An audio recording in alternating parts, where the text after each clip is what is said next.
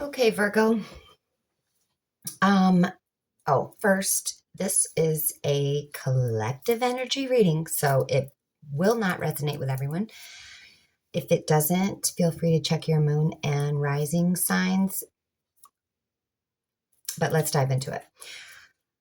Virgo, when I pulled your energy for the new moon in Capricorn, you received the Two of Pentacles. That to me is balance and stability. And when I do a new moon reading, I pull three cards, one for where you want to be, where you are, and where you've been. Okay, let's start with where you've been. Where you've been came up as the Four of Swords reversed, which tells me you have been burnout. You aren't resting. You are a go-getter. And I know that because when opening up the Four of Swords in reversed, you got the Daughter of Wands, the Ace of Wands, and the Hangman. And that's a lot of go-get-em energy. You definitely are not lazy, but you're forgetting to rest. You're kind of, in the past you're notorious for burnout, going until you probably drop, and you don't, you don't get attached to people, emotionally. In the past, you're very goal oriented, very focused, but you're forgetting to rest. And so burnout is, I can see burnout in your past. Now, where you are currently, you got the Three of Pentacles, which is teamwork, working. I don't know what you do for income, or if this is, working together. Could be, doesn't have to be work like career. It could also be, family, friends, just collaboration in general. But when I pulled the energy, opened that card up, you got the Five of Wands reversed, the Queen of Swords reversed, and the Four of Swords reversed again. So I think you're still forgetting to rest. I think you're still, at that go-getter energy, which, I mean, kudos. I could use a little of that energy. But we all have to rest. We can only go for so long. We're not robots. So currently, and then your Queen of Swords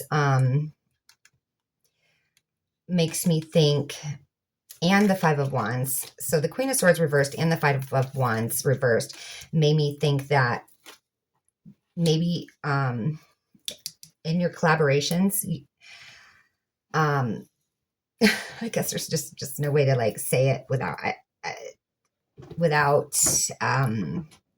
sugarcoating it, but you might be coming across as cold, unattached. People, I don't think you mean to be. I don't think that you mean to seem unattached or cold or harsh with your words, or maybe a little extra competitive, but that's how you're coming across. So you might want to, actually, I already know that you don't want people to see you that way because of where you want to be. Where you want to be came up as the Knight of Cups. And the Knight of Cups is, somebody who is warm and kind and caring, and I think that's what you are. I really do. But I think what you want is for others to see you that way. And when I opened that up, you got the Two of Wands, the Ace of Pentacles, and the Moon. And that's why I come to the assumption that maybe you, where you want to be is taken a little more, people to see you're in who you truly are. Because I don't think you truly are cold. I think you come across that way. But I think you want to be seen for who you truly are. And who you truly are is a kind, loving, caring. You're just very goal oriented. You're a go-getter. You're all about getting the job done, getting it done right, stability. But this is Ace of Pentacles, and the Two of Wands for that matter, is a new opportunity, to to show people that side of you. And the moon is dreamy, you know, it's listening to your intuition. It can sometimes come across as like illusions or fears and anxiety, but I don't think that's what that is here. I think what it's, you know, showing me here is that you would like to be taken, you would like people to see through the assertiveness or the um, directness of your nature and see that you do have a heart and that you mean well. You just don't sugarcoat things. You say it like it is. You try to get the job done. You're to the point, but you would like for people to see your softer side. And the new moon in Capricorn is a great time to start doing that. And it's a clean slate for everybody. That's the beauty of new moons, is it's just, you know, when the new moon is invisible, that's how you know that the slate is clear.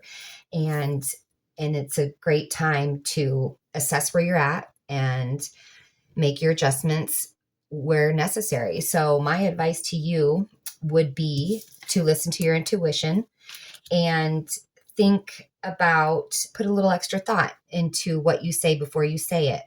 And, you know, try to not sugarcoat or, you know, but maybe soften your choice of words.